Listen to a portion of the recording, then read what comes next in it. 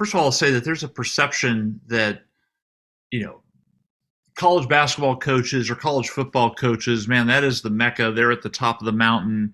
They're such good recruiters. And in many ways, Keith, I find that they're some of the worst recruiters. On today's Find the Balance Friday edition of the Yacht Coaches Podcast, Dr. Adams interviews Dan Tudor of Tudor Collegiate Strategies.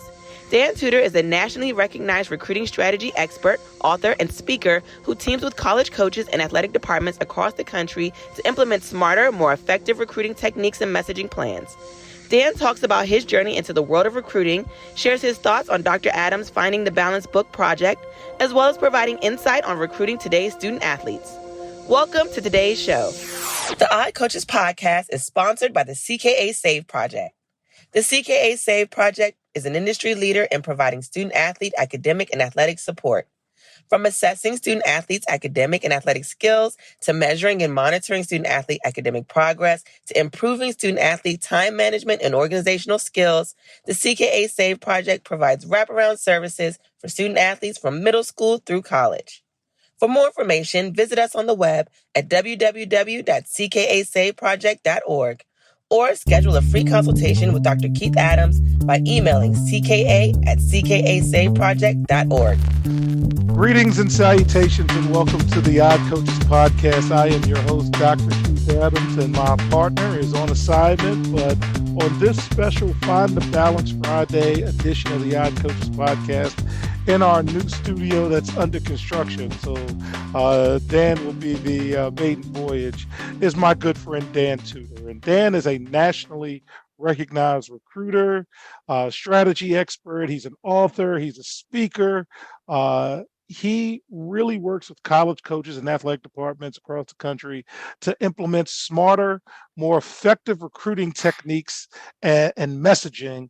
And it's so needed as we continue to grow in the 21st century with all of the different things coming into college athletics. So Dan, first of all, thank you. And how are you doing today? Well, hey, Dr. Adams, thank you, first of all. And sorry it was so long. We went back and forth for about a month or two or 3 or 9 trying to make this happen with both of our schedules. So it's exciting to be here, and I'm doing well. All right. So, Dan, can you tell our audience a little bit about your journey to becoming a national recruiting expert? So to jump to the end, just to give coaches who may not know who we are, I run Tudor Collegiate Strategies, and the website is dantudor.com, DANTUDOR.com. So that's the end of the story. We've been doing that for 17 years, just about to go into year 18 of helping coaches understand how to communicate, how to sell, which is critical as they build their teams and their programs, and how to relate to this generation and understand how they make decisions about where they're going to go to college, where they're going to compete athletically, and all the things that happen behind the scenes that a coach may not know about.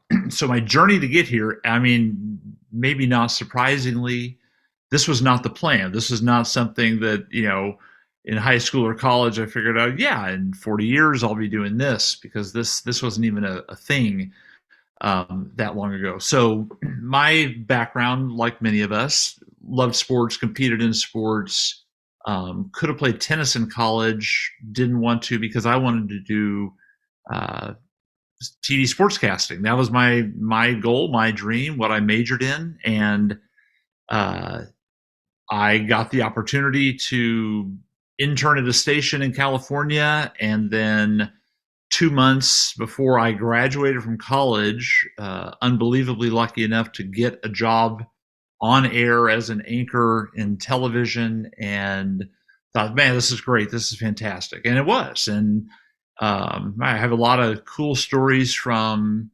being in TV. I got to ride around in a limo for a day with George Foreman.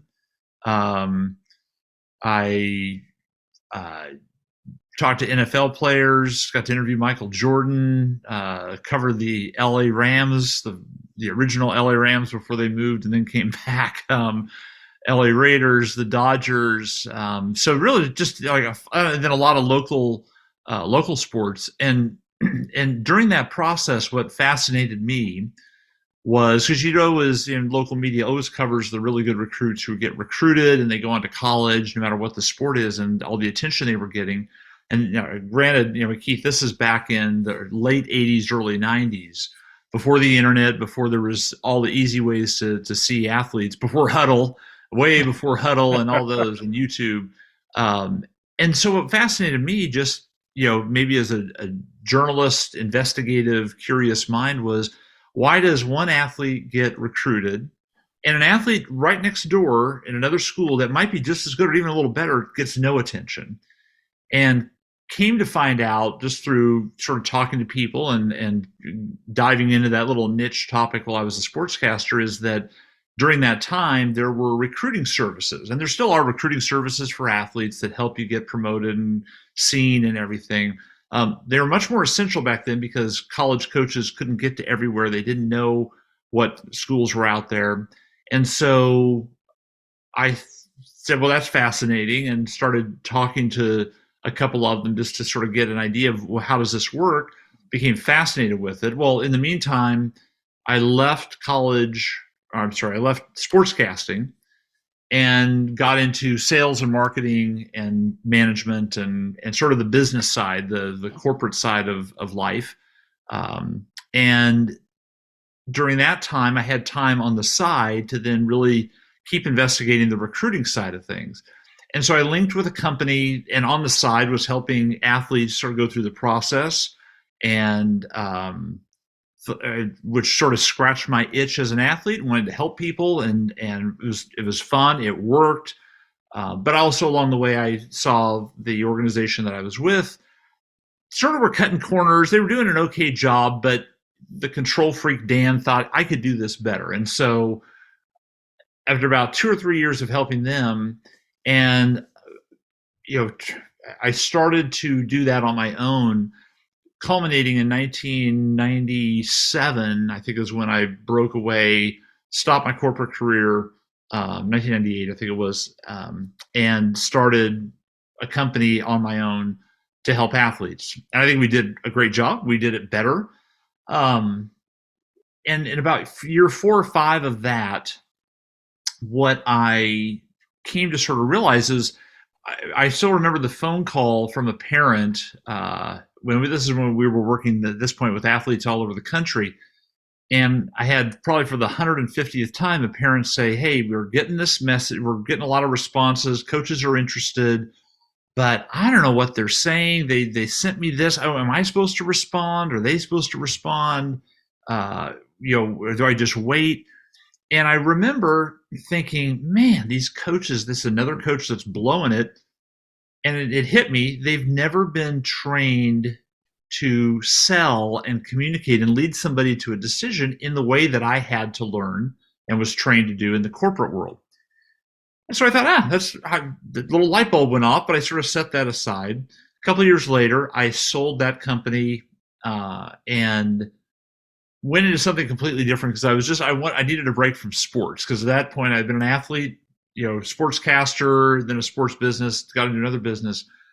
But along the way, and I really feel like this was a God thing almost, where just sort of kept getting pushed and say, hey, you need to do that. This is a need. And just kept sort of rattling around in my brain. And I told my wife one day, I don't remember exactly when, but I remember it was, just sitting around with her. I said, look, here's the idea. Here's what I feel like. There's a need for this. I don't know what it's going to look like, but I need to pursue it. And so that was the start of what we do now.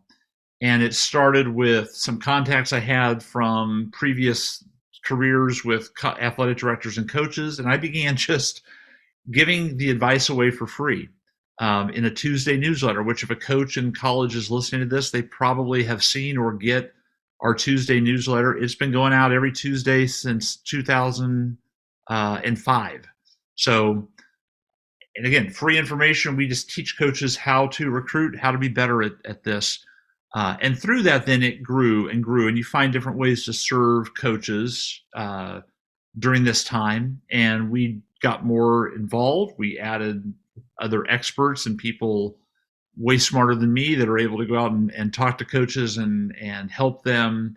And it's really grown into now where we have, I think, we're approaching 700 coaching staffs that we work with at all different levels, major D1 schools and staffs, as well as little tiny schools. And we help them be better at their job, because I think, Keith, I mean, you and I have talked about this, it's so critical for a coaching career that their whole career hinges on whether or not they can get good athletes to commit to their school. That's the line between getting fired and having a great career in college athletics. And they never get any training. They never get any instruction on how to do this important part of their job. And so that's sort of the gap we try to fill in the lives of college coaches. Well, I tell you, and I tell my audience, I am a professional educator, and coaching came later. So similar to you, and it's kind of how we got together, is I'm seeking professional development, and we had the opportunity years and years ago to just, in a conversation like this, here's what I do. Wow, here's what I do. Right. Man, I'm kind of, subscribe and all of those things. Yeah. And one of the things that I appreciate about you and what you and your group does is you give professional development to coaches. And I have said that teachers crave professional development. Coaches crave a lot of interaction, and most coaches are not trained educators. So you actually have the opportunity to bring both things together, and you work with all sports. Without giving away any trade secrets, yeah, is there a sport that, based on the work you've done, you've kind of gravitated more to, that maybe you weren't interested in? And is there a sport that's just a wee bit more challenging now than maybe it was when you first got in? Yeah. Any thoughts on that? Yeah. So I think that, first of all, I'll say that there's a perception that, college basketball coaches or college football coaches, man, that is the mecca. They're at the top of the mountain.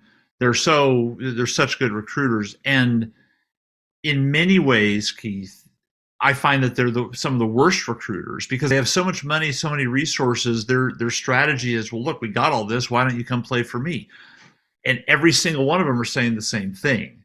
So, I mean, I'll say that every group, you're asking a great question, because every group of coaches sort of approaches it differently. I'll contrast that. Women's basketball coaches are so hungry. They're on the edge of their seat. They want to know the next thing, the best thing, ultra competitive. I mean, it's that way in men's basketball too. But look, my sport is, I love to play tennis, was good at it, but I love football. That was my sport in high school. And I coached football at the high school level for 10 years too. We're cocky and we think that we know everything. Men's basketball coaches, same way. I don't need any help. I'm at this position now, and they're less apt to ask for help. It's interesting, because when we have had the opportunity to help coaches in those two sports at the high levels, they do so well because everybody else is doing it so poorly. And I'm not suggesting that either set of coaches don't recruit hard. They work as hard, if not harder, than any other coach out there, but they're doing it in a lot of ways that just aren't effective. And again, whereas women's basketball, as an example, and I think volleyball coaches, same way, they want to know, what's the next thing? Okay, I did this, it's working. So now what's the next step? They're assuming they don't know. They have that hungry mindset of, I want to learn. And then you have another set of coaches that doesn't really know what they need. They don't know what they don't know. And so there's a curiosity, but you sort of have to take it a little bit slower with them.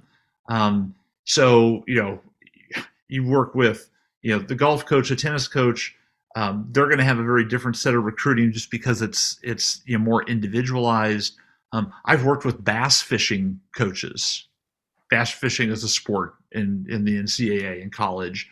And so some of those sports are very unique. Triathlon, so some of those are really unique. And so everything is different. And that's one of the things I like about the work we get to do, is that it's not pigeonholed. You're doing something different and talking to a different coach with a different situation every single day. But it's interesting that each one sort of brings their own unique attitude into it.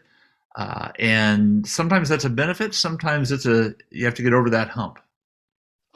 That is absolutely amazing. To be able to work with so many different people and so many different sports to have that type of perspective. I'm looking forward to digging into that in Mhm. segment 3. But we're going to Yeah. take a quick break right now, fans, on the Odd Coaches podcast. In segment 2, when we come back on the other side, Dan's graciously reviewed our book, and we've had an opportunity from the beginning of the research all the way to the completion of the book, and we're going to have that conversation when we get back right here on the Our Coaches podcast. The reviews are in for Dr. Keith Adams' book, Finding the Balance, My Personal Journey to Academic and Athletic Success. College professor and student athlete academic expert Dr. Lisa Rubin said, "There is nothing out there like this book, so I do hope people will pay attention and give it a read." Former George Mason standout Fallon Campbell said, "Consider this book an opportunity to work directly with Dr. Adams, just like I did. I assure you that there will be something you can take away that will be useful to you throughout your personal journey." Ryan Waite, a recent college graduate who is a software engineer, said, "I like how the book is based on research, which makes it good for general students as well as student athletes." The book serves as both a memoir to Dr. Adams' 30-year academic and athletic career, as well as an instructional guide to assist student athletes, parents, coaches, teachers, and administrators navigate through the challenges of finding a better balance between academic and athletic success. The book includes over 15 personal stories and anecdotes from Dr. Adams, along with numerous former players and colleagues from a variety of sports and endeavors. You can order your copy at www.ckasaveproject.org. From the main page, simply click CKA Save Project Services and order the Find the Balance book. For more information, contact Dr. Keith Adams by email at cka@ckasaveproject.org. Welcome back to the Odd Coaches podcast. This is a very special Find the Balance Friday interview with Dan Tudor, national recruiting expert. And Dan is in a unique position. Not only did he go through the actual doctoral research, but Dan also reviewed our book for us, and he gave us a quote that is actually on the back of our Find the Balance book, and that was very kind of him. Dan, knowing that this project you were, knowing of from the start to the end of it, can you share your thoughts on the book, the project, and any direction you want to go in with our Find the Balance philosophy? Yeah. Well, I mean, first of all, when we first talked, and this was, I mean, you said it at the beginning of the podcast, years and years and years ago. In fact, you showed up, you held up an image of the book, and little less gray whiskers in that picture on the book than I'm seeing now, Keith. But we'll let that stand. Maybe that'll be on the next book, an updated photo on on the front. Yes, indeed. But what really sort of hit me was the whole idea of the importance, the need for balance in the way that we bring up high school student athletes, prospective student athletes that are going to go to college, especially some from social communities in our country that don't have the same opportunities or instruction or guidance that others do. And that was very obvious to me that was your passion. And so that was just a really cool aspect of the way that you wanted to approach it. It wasn't just another business idea. This was really your heart is helping these kids and helping your community. And so just the whole concept of balance is good. And I think it matches up with what we talk about with college coaches, is that, look, you're there to coach, and I know that's why you want to coach, and the fact that you get to strategize and compete and you get the rush and the adrenaline, that's all good. But the balance in that aspect is there's some work to do. There's this program building aspect that if you don't do that, you don't get to coach anymore. In the same way that I think one of your core philosophies, and you presented in the book, is you have to have balance as a student athlete. That the student part is essential and is not going to you're not going to get the chance to be the athlete if you don't get the student part right. And that there's this balance. There's a limitation to what's going to happen in your athletic career in 99.999% of the cases, and you're going to need this to fall back on so that you build a strong family, a career, a life. And so that whole aspect, I think, that you talk about in the book is is so key. It's needed because you don't hear that message anywhere in our society right now. It's all about, get the D1 scholarship, switch clubs if you need to, pay the fee. So there is, look, I'm pro capitalism, but also there's a limit to that where I think when you're dealing with kids, there is very much in our society parents that are fulfilling their dreams through their kids by going to all the club tournaments. I mean, I fly a lot in my job going to college, and it amazes me the parents I saw. I'm thinking of one right now that I saw a couple of weeks ago going through Dallas Fort Worth, that she had to be the athlete, if we're calling her that, maybe 8 years old, 9 years old. And I can't remember off the top of my head what sport it was. Probably, I think it was actually tennis. She was going to a tournament somewhere at 9, and they were flying. And I'm just wondering, does she want to do that? Or is mom or dad a former tennis player and they really want that for her? Is that club AAU basketball player, is that his dream? Or did dad almost make it, almost got the D2 scholarship, and now he has the son and he wants to fulfill those dreams through the son? And I don't think we ask that question enough. I think there's an aspect like when you and I grew up, Keith, if we were going to be a good athlete, if we got our butts outside in the street, throwing the football around or hitting the ball, or we walked ourselves down to the baseball diamond, got a group together and we played. And we have switched that into this society where we're so shepherded and coddled and supervised, and everything's set up and formalized. And look, there's benefits to that. I mean, the AAU system for basketball prospects, that's where coaches go because they know those athletes are getting the reps. So it's this odd give and take that's happening that I think everybody in the industry, if we're calling college athletics an industry, they know something's broken, and yet I got to be a part of that broken thing because my next class requires it. So to step back, I kind of went down a tangent, a rabbit hole there. My job is not to criticize and say, no, I'm not going to help you until you stop recruiting AAU athletes or stop recruiting these 9-year-old tennis players that are out of tournaments. That's not my role. My job is to read the landscape, and the coach that works with us say, okay, given everything we see, here's how to create the right recruiting plan, and here's how to get the best athletes there. Because ultimately we work for the coaches, and they're participating in this system that we have created. But to get it back to your project in the book, I think we need more of that, because that goes towards the fix to all this. Without more of the balance, I don't know societally that we are doing a good job and doing a service to these young athletes that are just going through this process, and they have to enter in, and many of them don't know what they're doing. They don't know that it's as much of a business as it is. So a lot of disconnections. There's a lot of stuff that's broken, but again, that's what I think when we first talked, I thought, okay, here's somebody that's trying to do their part to move the needle a little bit back towards where it should be. Well, one, I appreciate that. And two, one of the things that I thought, not only with what you do, but what CKA does and through the book, is that we take a client-based approach. Mm-hmm. For you, it's the Division III softball coach who is having an issue. Okay. Yeah. Tell me about what's going on. And they work with you.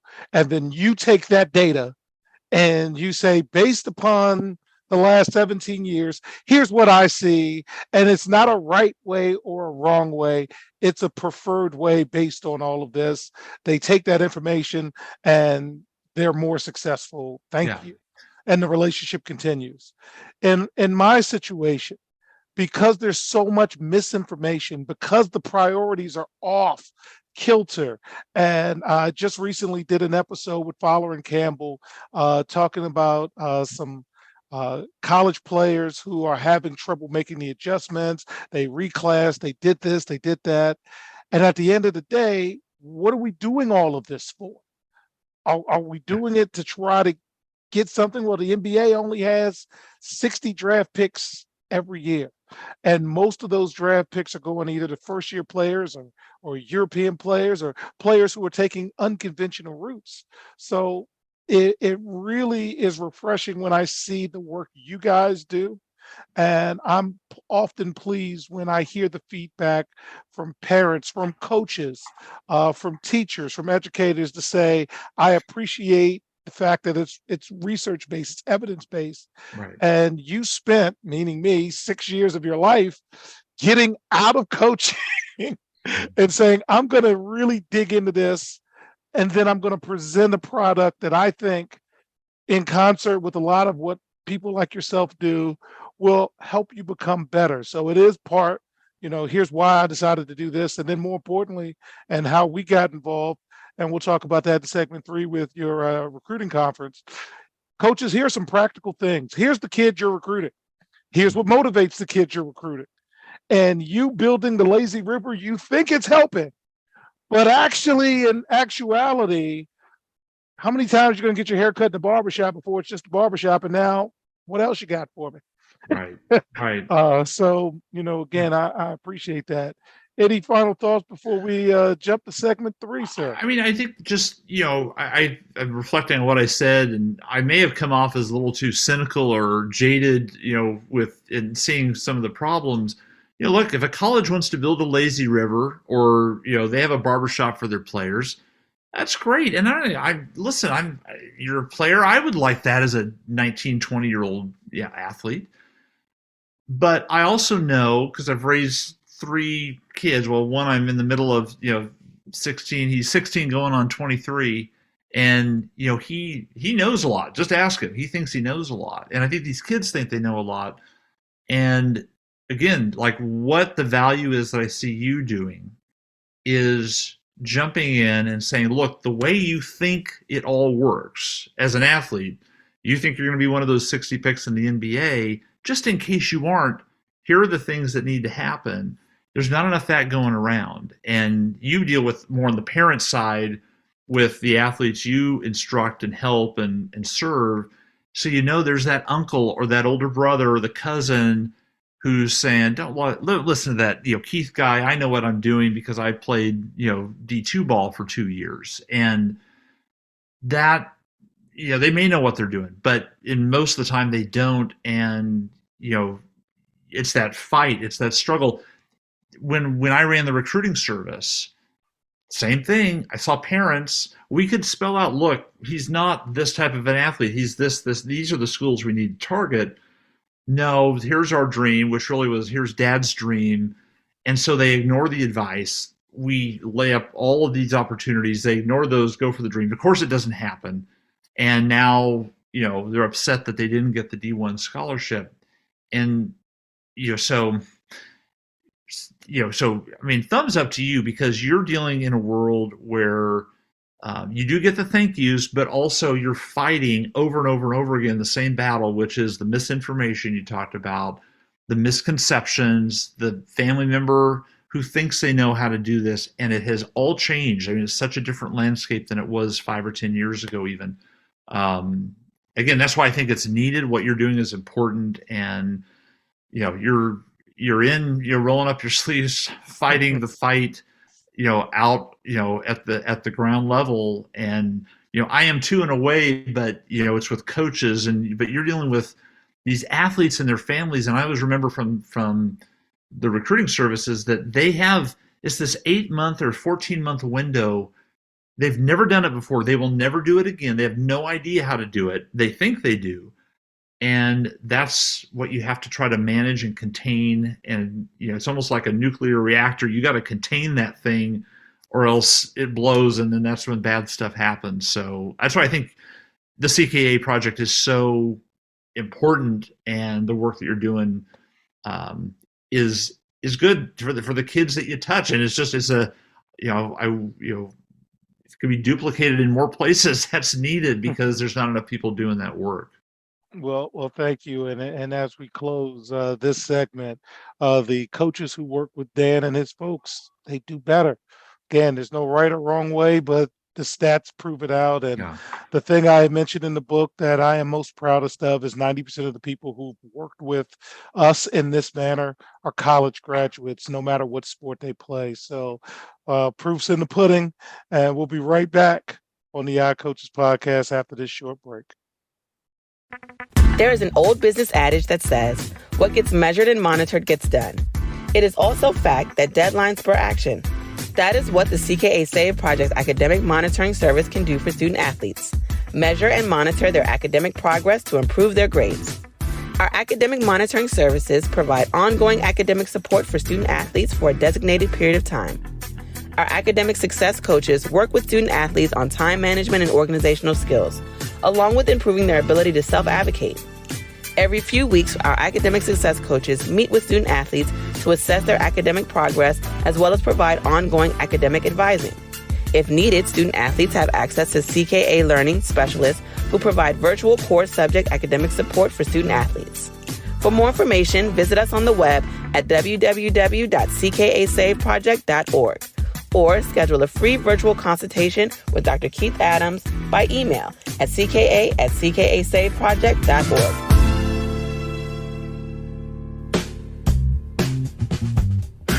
Welcome back to the Odd Coaches Podcast, segment 3. Man, we are going to go all over the place with Dan Tudor, national recruiting expert. So first thing I want to talk about with Dan is every year he has an annual National Collegiate Recruiting Conference, even through COVID, and it is a must-attend event. Dan, can you tell our audience a little bit about it and how they can kind of stay tuned for next year and where they can follow that information? Have at it, sir. Yeah. So we started doing this annual conference, probably now 12 years ago, simply because coaches go to their coaches conventions, and those are good. I go to them too. They're valuable. But you don't really ever get coaches that'll open up about recruiting and how I built my program. Even in the X's and O's chalk talk, if you're a football or basketball coach, you go in to learn a new play, they'll tell you about 60 or 70% of what that play could do, but they'll hold stuff back because they got to compete against you. They don't want you to know everything, but they'll teach the concepts. And they don't do that with recruiting. Nobody ever talks about, here's how we built this great recruiting class. So we've kind of built a venue for that. It ends up being around, I never know how many are going to come to it every year. And for us, it is a labor of love because it makes the company exactly zero money. I mean, people sign up and we have to pay them the venue to host this thing and create the networking place. And right at the point right before the conference, I think, why do we do this? This is so much work, and it's not, and then afterwards you get to see the connections, you get to see the light bulbs go on, you think, oh, okay, that's why we do it. So yeah, coaches from all over the country come in, and it's a time, usually 2.5, 3 days, where we have a lot of speakers, and you've been great, lending your view on things and speaking on your topic. And we have other coaches come in and talk about other things. And it's a time where they can just sit back and absorb and learn and say, oh my gosh, I need to change this about my strategy. Because at the heart of it, the whole goal of what we're all about, but also what the conference is all about as an extension of us, is we want coaches to build great programs. They can define what that means, but we want to give them the tools to do that. And what's cool about the conference is that they get to learn from other coaches. So they're sitting in a group, or they go to lunch or dinner with a group of coaches. It might be that Division III softball coach you mentioned sitting with a D1 assistant football coach and a D2 head men's basketball coach, the NAIA track coach, the 40-year veteran over here in this sport, and the brand new coach that just got her first job as a volleyball coach, and she doesn't know what she's doing. She's 23 years old. And when you get all those people together, they're never going to be together from different schools in that venue again. You can just be open and say, what are you doing? How do I do this? Well, when this happens, what do you guys do? And it's by accident, not so much design. They just open up and talk. And that's really cool to listen. When if I'm there, I'll help shut things down. We're closing up the room. I'm making sure everything is set and ready for the next day. I walk out after 45 minutes of this being over, in it for a day, and you see little groups of coaches still talking. that's really cool. That's what that's all about. And so that's that conference. And if any coach wants to attend, the every year we talk about it on the website dantudor.com. You can just look for the NCRC or the conference link, and you can get information about the latest conference and where it's going to be at and everything. The thing I loved the most was just what you said, and that's the breakfast conversation when people are getting coffee. Mm-hmm. It's the lunch conversation. It's the Q&A after presentations, because I think you do such a good job of the time planning.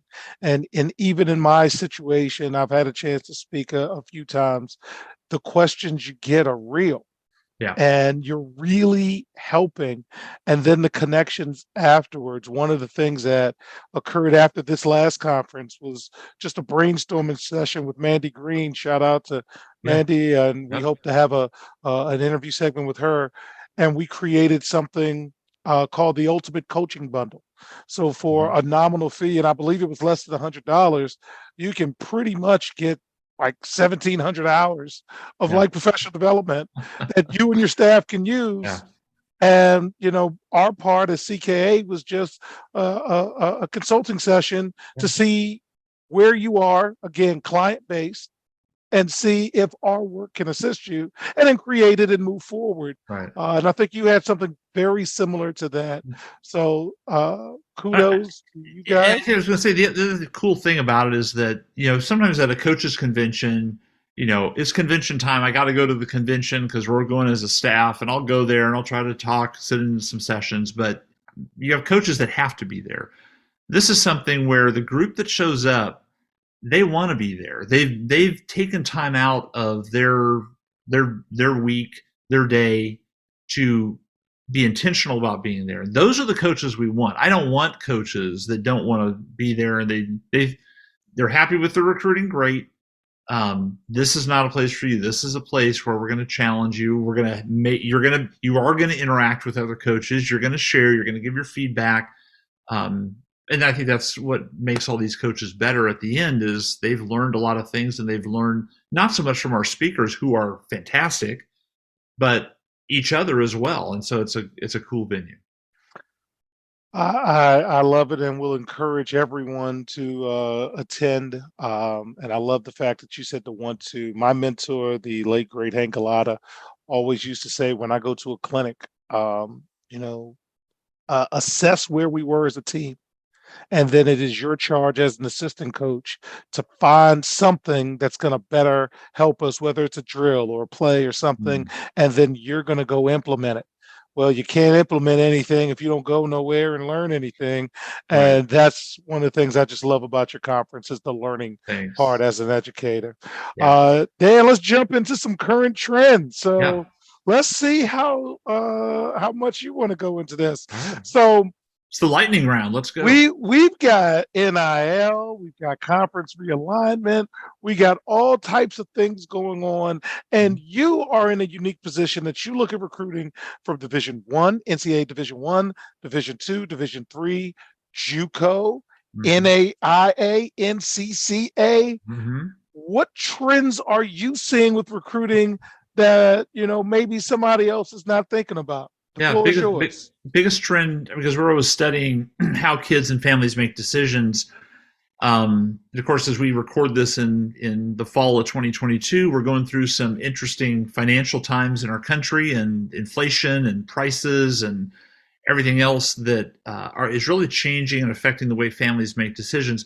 Money was always a factor in college athletics and making that decision, but there were times when of course, families would try to get the most money possible from a college or a coach, and well, okay, it's not as much as the other school, but wow, that conference or that coach, that gym, I'm going to go there.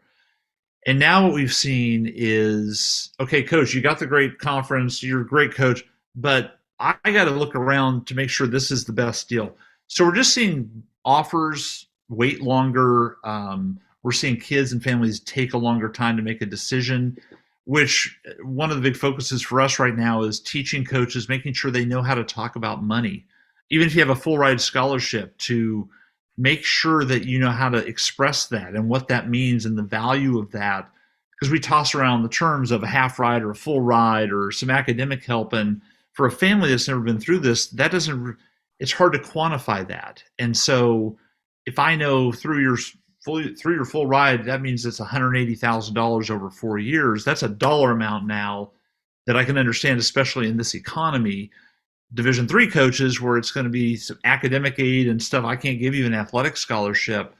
Really important that you're able to introduce the idea that you can't be the one to say here's what the package is. That's your admissions and financial aid department to do, but to have the conversation, to understand as a coach, is this somebody that's actually going to be able to pay for our college in some way, shape, or form? And that's becoming very, very important now.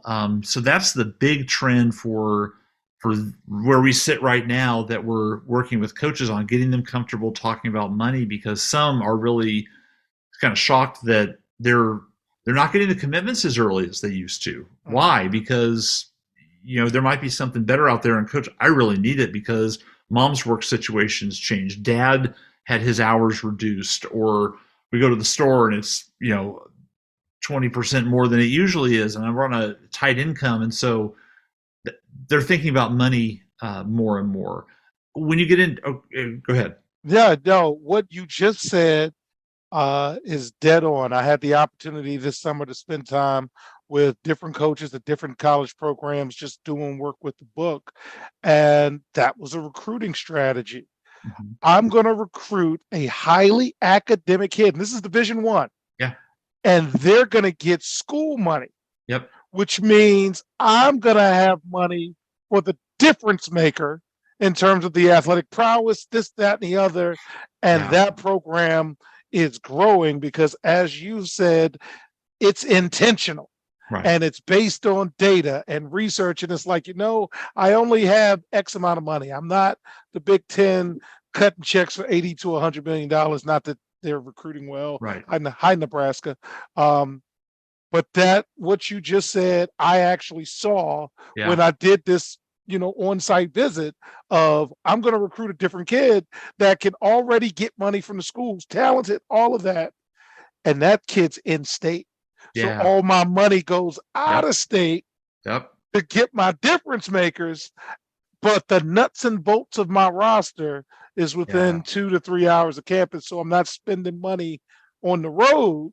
I'm spending money on the road. So there are coaches that you just described that are smart about this process, that understand there's a financial component. They need to maximize what their school does or offers them. Overall, the challenge that we see is that coaches in general don't like talking about money. They don't want to be, it's fun when you can just give it all away and give away free rides and, you get a car and you get a car and you get a car and you're Oprah. But when you have to be the one to say, hey, so how much are you planning on, spending on college, or what is the budget? We might be able to offer you 30%. How are you going to handle the other 70%? And you have a 25-year-old assistant coach having that conversation with somebody our age, Keith, in their 50s. That's intimidating, and they don't want to do it, and they're not good at it. And so their solution is, I'm just not going to talk about it. And as we go into this year and into next year, that's going to kill them in recruiting, and that's our concern. So for me, that's the headline, is that coaches have to be able to outline what they're offering, do it early, talk about it. Don't be scared about having a tough conversation. Because you got to know as a coach, is this somebody I should be recruiting? Because what families do, and this behind the scenes, is look, be nice, tell them you're interested in the college and their program, because let's see what they offer you at the end. And their solution is wait, tell them you're interested, fake them out, because they'll give you more money at the end. And the coach, they got great hearts. That's why I love working with them. They think, that kid's really interested in me. It's May, and they're still on the line. There's still a possibility. And much of the time, it's, coach, no, there's not a possibility. You're fifth on the list, and if the other 4 schools burn to the ground, they may come and look at you, but they're not going to your school. Wow. Coaches that are proactive, and they know they're not afraid of having this money conversation are much better positioned to see really what they're dealing with. Wow, that is great. So, Dan, I have had the pleasure of being on your show as well. Can you tell our audience about where they can find you Yeah. in the podcast sphere? Yeah. So we do a podcast that's got like 100 and, as we sit here, 114, 115 episodes, called the College Recruiting Weekly Podcast. You can find it on Spotify and iTunes and all the other platforms that you should be able to find it on. You can link to it right from our website at dantudor.com. The other thing is that we try to give, we have client relationships that we can work with coaches, and there's a financial arrangement there. But we also give away a lot of free information. So if you go and you look at our blog section, there's over now, I think, 1,100 articles published that are free for coaches to read on all different topics of how to recruit. We have ongoing education through Tudor University, which is, again, instruction, basically how to do this, and you get instruction along the way. So there's all sorts of free resources or very, very, very low cost resources that we want to provide to coaches. And I know we have relationships with coaches for the last 2 decades that have never spent any money with us. And sometimes, like, I'll go to we do workshops on college campuses with athletic departments too, and I'll get a coach come up and say, "Hey, I feel sort of guilty. I've followed you, but I've never bought anything, over these last 10, 15 years." That's fine with me. It doesn't matter. Much like you, we have a heart for coaches. We need them to be good. We need them to be strong. I mean, if you think about what they're doing, these good people, with the best people possible, to be shaping this generation of leaders that go out into the world. And they're at the forefront. I mean, you and I both had coaches. We look up to them. I mean, the reverence we give them is amazing. So college coaches, if they're doing their job right, they collect those best athletes, those best students and people and leaders. What they're able to do with it, sending them out into the world is amazing. And so that's what we want to make sure happens. Right. And where can we follow you on social media, sir? Our super producer, Kelly, will put everything that you said on the screen, and our audience will be able to follow it on YouTube. That's good. Let us know, man. Yeah. So on social, we're big on Twitter. That's sort of where college coaches live. So I'm at Dan Tudor, at DANTUDOR. Do some stuff on Instagram and Facebook as well, but Twitter is sort of the big where we pump out information and links to articles and stuff. And then, of course, on our website, we have a lot of videos and instruction and ways to interact that coaches know where to find. Dan, this has been absolutely awesome. You know what a big fan of yours I am. I'm glad I got to spend some time with you in North Carolina this past summer, and Tar Heels are off to a pretty good start as well. So on behalf of my tag team partner, Coach Mike Francis, I am Dr. Keith Adams saying thank you for listening and or watching the Odd Coaches podcast, and we will see you on the sidelines. Till next time, take care. We hope you enjoyed today's show. The Odd Coaches podcast drops new episodes every Tuesday through Friday on most weeks. Make sure you subscribe to the Odd Coaches podcast on Apple Music, iHeartRadio, Podbean, Spotify, and YouTube. Follow the Odd Coaches podcast on Twitter and Instagram at Odd Coaches. Follow Dr. Adams on Twitter and Instagram at CKA Save Project. In addition, follow Coach Mike Francis on Twitter and Instagram at Coach Franchise, spelled Coach FRANCHIZE. For more information about the CKA Save Project, please visit them on the web at www.ckasaveproject.org. See you next time on the Odd Coaches Podcast.